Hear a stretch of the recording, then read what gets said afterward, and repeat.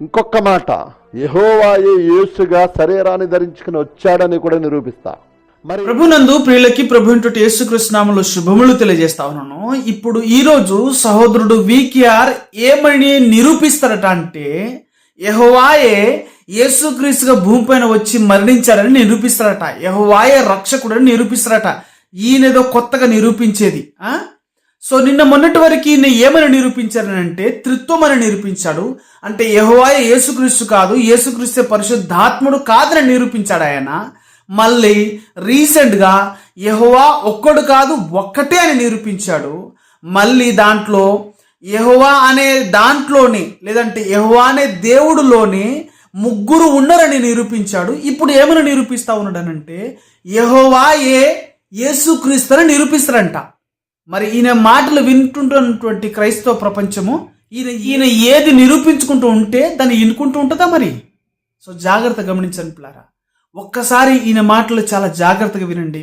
ఈయన అసలు ఏది నమ్ముతా ఉన్నాడు? త్రిత్వం అనే సిద్ధాంతాన్ని నమ్ముతున్నాడా, లేదంటే యెహోవాయే యేసుక్రీస్తుగా భూమిపైన వచ్చిండు, యేసుక్రీస్తే మళ్ళీ పరిశుద్ధాత్మకు వచ్చిండు అనే సిద్ధాంతాన్ని నమ్ముతా ఉన్నాడా? ఈయనకు అసలు క్లారిటీ ఉందా? ఈయనకు స్పష్టత ఉందా? లేదంటే ఈయనే కన్ఫ్యూజ్ అవ్వకుండా జనాలందరినీ కన్ఫ్యూజ్ చేస్తా ఉన్నాడా? ఒక్కసారి ఆయన మాటలను మీరు జాగ్రత్తగా వింటారని ఆశిస్తా ఉన్నాను పిల్లలు. ఎందుకనంటే జాగ్రత్త వినండి. ఎన్ని విధాలుగా వీలవుతాయి ఆయన అన్ని విధాలుగా తన మాటలను తిప్పేస్తా ఉన్నాడు పిల్లలు. అంటే అపోస్తలుడైన పౌలు గారు రక్షకుడని ఎవరి గురించి మాట్లాడుతున్నాడు? ఆ క్రీస్తునే జీవము గల దేవుడు. యెషయా గ్రంథంలో చెప్పబడిన యెహోవాయే, హోషేయ గ్రంథంలో చెప్పబడిన ఆ యెహోవాయే రక్షకుడని ఎవరి గురించి అయితే ఆ రెండు గ్రంథాలలో రాయించాడో ఆ యెహోవాయే జీవము గల దేవుడు, ఆ యెహోవాయే రక్షకుడు, ఆ యెహోవాయే యేసుక్రీస్తు. అదే చెప్తున్నాడండి, మనుషులకి అందరికి రక్షకుడు యేసుక్రీస్తు. అంటే ఇప్పుడు వచ్చిన ఆయన ఎవరు? భూమి మీద శరీరాన్ని ధరించుకుని వచ్చిన ఆయన ఎవరు? యెహోవాయే యేసుక్రీస్తుగా భూమి మీదకి వచ్చాడండి. ఆయనే ఈయనే అన్నవారు కూడా వారికి కూడా చెంప చెల్లెమనే మాటలు ఇవి. ఆ రక్షకుడే వేరొక రక్షకుడు లేడని చెప్పాడు. చూసారు, యెహోవా ఆయనే శరీరాన్ని ధరించుకుని వచ్చాడు. అంటే మనం ఇక్కడ చూస్తా ఉన్నాము, త్రిత్వం అంటేనే తండ్రి కుమారుడు కాదు, కుమారుడు పరిశుద్ధాత్ముడు కాదు, ముగ్గురు వేరు వేరు పర్సన్స్ అని వాళ్ళే ఎక్స్ప్లెయిన్ చేశారు. మళ్ళా ఈ వికేఆర్ అనే సహోదరుడే దాన్ని ఎక్స్ప్లెయిన్ చేశాడు, దాన్ని నిరూపించాడు. ఆయన ఇప్పుడు ఏమని అంటా ఉన్నాడంటే ఇప్పుడు తండ్రియే కుమారుడు అంటా ఉన్నాడు, మళ్ళీ కుమారుడే పరిశుద్ధాత్ముడు అంటా ఉన్నాడు. త్రిత్వం అనే సిద్ధాంతం ఏంటి? తండ్రి కుమారుడు కాదు, కుమారుడు పరిశుద్ధాత్ముడు కాదు. మరి ఈయనేం చెప్తున్నాడు? తండ్రియే కుమారుడు, కుమారుడే పరిశుద్ధాత్ముడు అంటా ఉన్నాడు. అంటే ఇంత వ్యతిరేకమైనటువంటి బోధలు చేసుకుంటూ ఆయన వ్యతిరేకంగా బాహటంగా ప్రజలందరి ఎదుట, ఇంత బాహటంగా క్రైస్తవ ప్రపంచం అందరి ఎదుట ఈయన మాట్లాడుతూ ఉంటే ఎందుకు క్రైస్తవ ప్రపంచము ఈయనను గుర్తించలేకపోతా ఉన్నది? ఒక్కసారి గమనించండి.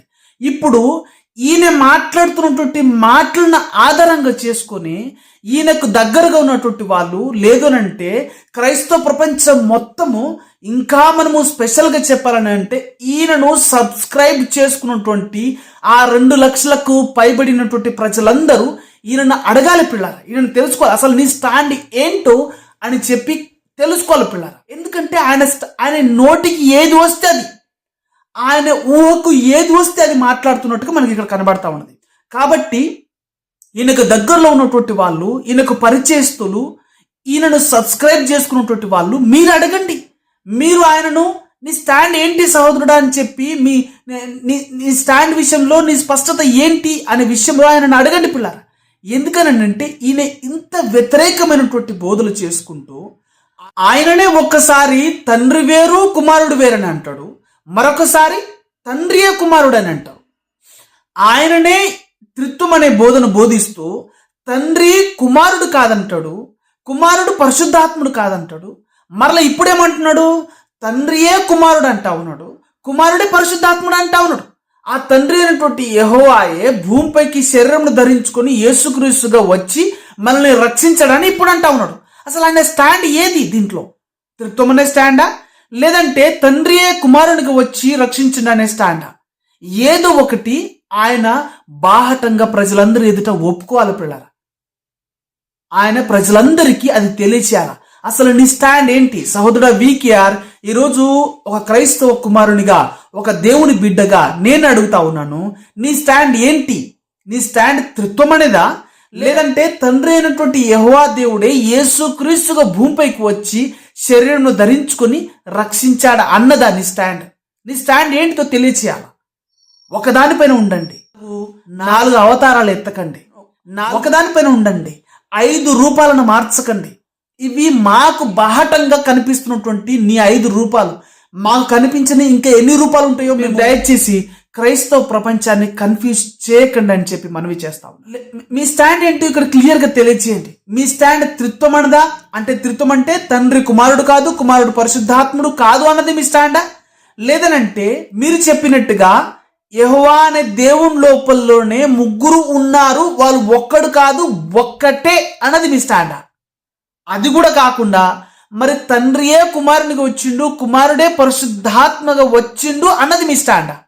మీ స్టాండ్ ఏంటితో స్పష్టత చేస్తారని చెప్పి మనవి చేస్తా ఉన్నాను.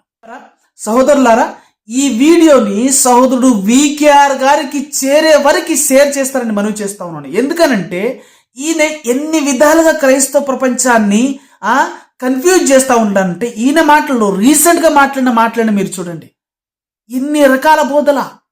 మీరు త్రిత్వమనే నమ్ముతున్నాను అని చెప్పి అంటాడు, మళ్ళీ యెహోవా అనే దేవునిలోనే 3 ఉన్నారని చెప్పి అంటాడు, వాళ్ళు వేరువేరుగా ఉన్నారని చెప్పి అంటాడు, వాళ్ళు ఒకటి కాదని అంటాడు, మరలా ఇప్పుడు ఏమంటున్నాడు, తండ్రియే కుమారునిగా వచ్చాడని చెప్పి అంటా ఉన్నాడు. ఎన్ని రకాల బోధలతో ఈయనే కన్ఫ్యూజ్ అవుతూ జనాలని కన్ఫ్యూజ్ చేస్తా ఉన్నాడు. ఒకసారి మీరు గమనిస్తారని చెప్పి ఆశిస్తా ఉన్నాను.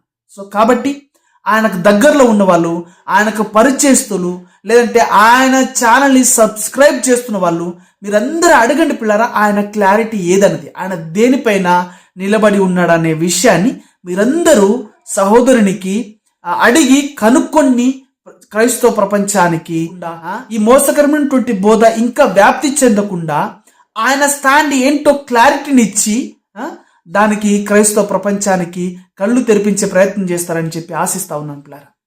ఇక్కడ సహోదరుడు వీకేఆర్ బహిరంగంగా ఒప్పుకోవాలి, నేను త్రిత్వం అనే దేవుని నమ్మట్లేదు అనేది బహిరంగంగా ఒప్పుకోవాలి పిల్లరా. అప్పుడే ఆయన తండ్రి అయినటువంటి దేవుడే కుమారునిగా భూమిపైన వచ్చినని చెప్పి ఆయన దాన్ని నమ్ముతున్నాడని మనం గ్రహించగలం. ఈయన బహిరంగంగా ఒప్పుకోనకుండా నేను త్రిత్వం అనే సిద్ధాంతాన్ని నమ్ముతున్నాను, నా ఇష్టం వచ్చినట్టుగా బోధిస్తానన్నానంటే మీరే జాగ్రత్తగా గమనించండి. ఆయనకు ఎటువంటి బుద్ధి చెప్పాలో మీరే జాగ్రత్తగా ఆలోచన చేయండి. సో ఆయన తన స్టాండ్ ఏంటో బహిరంగంగా ఒప్పుకోవాలి పిల్లారా. బహిరంగంగా ఒప్పుకునేటట్టుగా మీరు ఆయనను అడగండి పిల్లారా. ఎందుకనంటే త్రిత్వం అనే బోధ లోపల తండ్రి కుమారుడు కాదని, కుమారుడు పరిశుద్ధాత్ముడు కాదని ఆయనని చెప్పాడు. ఇప్పుడేమంటున్నాడనంటే తండ్రి అయినటువంటి యెహోవాయే కుమారునికి వచ్చిందని చెప్పి ఆయనని అంటా ఉన్నాడు, కుమారుడే మళ్ళీ పరిశుద్ధాత్మకు వచ్చిందని చెప్పి అంటా ఉన్నాడు. అంటే ఆయన స్టాండ్ ఏంటిదో మీరు క్లియర్గా బహిరంగంగా ఒప్పుకోవాలా. క్రైస్తవ ప్రపంచానికి మీ యొక్క స్టాండ్ ఏంటో తెలియచేయాలా. అది తెలియచేయకుండా నేను ఇలాగనే నాకు ఇష్టం వచ్చినట్టు నా నోటికొచ్చింది నేను మాట్లాడతాను, క్రైస్తవ ప్రపంచాన్ని ఇలా మోసం చేసుకుంటా ఉంటాను అంటే ఇంకా ఎన్ని రోజులు క్రైస్తవ ప్రపంచము ఇలాంటి బోధకులను, ఇలాంటి మోసకరమైనటువంటి విధానాన్ని ప్రకటించే వారిని భరిస్తుందో మీరు ఒకసారి గమనించండి. కాబట్టి ప్రియులారా, మీరందరూ కనుక్కోనండి ఈయన యొక్క సిద్ధాంతం ఏంటి, ఇప్పుడు నమ్ముతుంది ఏంటి. ఒకవేళ మీరు చెప్పొచ్చు అప్పుడు దాన్ని నమ్మాడు ఇప్పుడు దీన్ని నమ్మాడు అని అంటే అది ఏదో బహిరంగంగా ఒప్పుకోనండి, దానికి మేము అంగీకరిస్తాము. ఎందుకంటే ఆ రోజున నీకు ఆ జ్ఞానం లేదు, మరి ఈ రోజు దేవుడు నీకు తెలియచేసినాడు అంటే దాన్నే బహిరంగంగా ఒప్పుకోండి. ఇది మొదలుకొని నేను త్రిత్వం అనే సిద్ధాంతాన్ని నమ్మట్లేదు, త్రిత్వం అనే సిద్ధాంతం వ్యతిరేకమైనది, బైబిల్కు వ్యతిరేకమైనది అది అని చెప్పి బహిరంగంగా ఒప్పుకోమనండి. ఇన్ని రోజులు నేను చెప్పినటువంటి ఆ 3 దేవుడు, ఆ దేవుడు అనే దాంట్లో 3 ఉన్నారు, లేదంటే యెహోవా అనే దాంట్లోనే 3 ఉన్నారు అనే దాన్ని నేను తప్పుగా అర్థం చేసుకున్నాను, నేను దాన్ని తప్పుగా బోధించాను అని చెప్పి క్రైస్తవ ప్రపంచానికి క్షమాపణ అడుగుతూ ఇప్పుడు ఆయన దానిని బోధిస్తే న్యాయయుక్తంగా ఉంటుందని చెప్పి మేము ఆశిస్తా ఉన్నాం. నువ్వు ఇప్పుడు చెప్తావు, నువ్వు యెషయా గ్రంథంలో రాబడినటువంటి మాటలు, హోషేయ గ్రంథంలో రాబడినటువంటి ఆ రక్షకుడు యెహోవా అయినటువంటి రక్షకుడు యేసుక్రీస్తు అని మేము కొన్ని సంవత్సరాల నుంచి బోధిస్తా ఉన్నాం పిల్లారా. సో కొంతమంది సేవకులు అయితే దాన్నే కంకణంగా కట్టుకొని 20 నుంచి 30 సంవత్సరాలు 30-40 సంవత్సరాల నుంచి వాళ్ళ సేవా జీవితాన్ని అర్పించుకుంటూ వస్తా ఉన్నారు. ఇప్పుడు నీకేదో బయలుపాటు వచ్చినట్టుగా నువ్వు ఇప్పుడు ఏం చేస్తా ఉన్నానంటే నీ త్రిత్వ బోధాన్ని నమ్ముతున్నానని చెప్పి మరలా దీన్ని కూడా బోధిస్తా ఉన్నావు. అసలు నీ స్టాండ్ ఏంటి? నీకు ఒక క్లారిటీ ఉందా సహోదరుడా?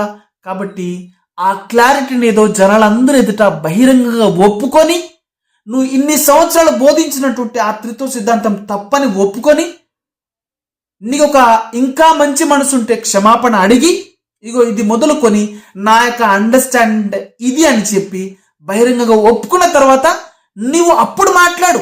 ఆ యెహోవాయే యేసుక్రీస్తుగా భూమి పైనకు వచ్చినని చెప్పే విషయము అప్పుడు మాట్లాడు. నువ్వు అదేదో ఒప్పుకోనకుండా నా ఇష్టం వచ్చినట్టు ఆ రోజు నేను అది మాట్లాడేశాను, ఈ రోజు నాకు ఇది అనుకూలంగా ఉంది, నేను ఇది మాట్లాడేస్తాను అంటే ఎలా? సో కాబట్టి వింటున్నటువంటి మీరు జాగ్రత్త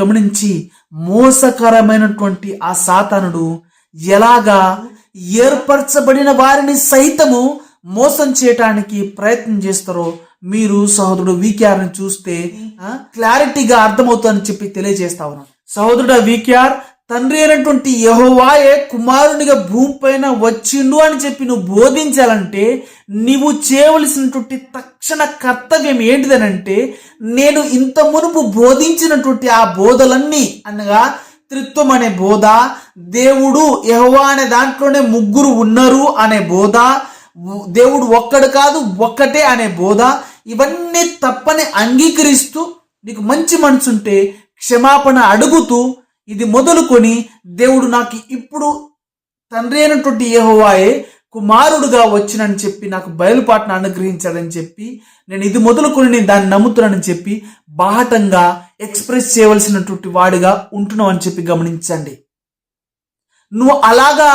నువ్వు ప్రజలందరూ ఎదుట ఒప్పుకొనకుండా మీరు అలా ప్రకటన చేయకండి. తండ్రి అయినటువంటి యెహోవాయే కుమారుడుగా వచ్చినని చెప్పి మీరు ప్రకటన చేయకండి. దాన్ని ప్రకటన చేసే వాళ్ళు చాలా మంది బిడ్డలు ఉన్నారు. సో మీరు మీ తరపున ఉన్నటువంటి స్పష్టతనివ్వండి. మీరు ఆ స్పష్టత ఇవ్వకుండా ఇలాగ జనాలని నీకు ఇష్టం వచ్చినట్టుగా ప్రకటన చేసి ఇంకా మోసం చేయకండి. దయచేసి మోసం చేయకండి. జనాలు గమనిస్తా ఉన్నారు, జనాలు ఆలోచిస్తా ఉన్నారు. వాళ్ళు కూడా వచ్చినటువంటి టెక్నాలజీని ఉపయోగించుకుంటూ నువ్వు మాట్లాడేది ఏంటిదో చూస్తా ఉన్నారు. సో కాబట్టి ఏది పడితే అది మాట్లాడి మోసం చేయకండి. నీ స్టాండ్ ఏంటో ఫస్ట్ తెలియచేయండి. నీ స్టాండ్ ఏంటో ఫస్ట్ తెలియచేసిన తర్వాత మీరు మాట్లాడండి. ఎవరికైనా కౌంటర్ ఇవ్వండి, రీకౌంటర్ ఇవ్వండి. అప్పుడు సహోదరుడా వీకేఆర్, మీకు కమ్యూనికేట్ అయ్యే ప్రయత్నం చేశాను, కామెంట్స్ పెట్టాను, మీరు వాటికి రిప్లై ఇవ్వలేదు. కాబట్టి జనాలకి వాస్తవం తెలియాలనే ఉద్దేశంతో నేను ఈ వీడియో చేస్తాను. మీరు వాటికి రిప్లై ఇవ్వట్లేదు కాబట్టి ఆయనకు పరిచయస్తులుగా ఉన్నటువంటి మీరు ఆయనను అడిగి కనుక్కోనండి. నాకు రిప్లై ఇవ్వట్లే, అట్లీస్ట్ మీకైనా రిప్లై ఇస్తాడేమో చూద్దాం. సో కాబట్టి నేను ఈ వీడియో చేస్తా ఉన్నాను పిల్లరా, దయచేసి గమనించండి. కాబట్టి సహోదరుడ వీకేఆర్, ఈ విషయము నీ వరకు చేరితే తక్షణంగా నీవు అది చేస్తావని ఆశిస్తూ ప్రభు పేరిట మనవి చేస్తూ ఈ వీడియో నీకు చేరే వరకు వింటున్నటువంటి దేవుని బిడ్డలు నీకు సెండ్ చేస్తారని చెప్పి ఆశిస్తూ నీవు తక్షణ కర్తవ్యంగా దాన్ని జరిగించి తర్వాత మీరు ఆ వీడియోస్ అప్లోడ్ చేస్తారని చెప్పి ఆశిస్తూ ముగిస్తా ఉన్నాను. దేవుడు వింటున్నటువంటి వారిని, మిమ్మల్ని, నన్ను అందరిని దేవుడు దీవించును గాక.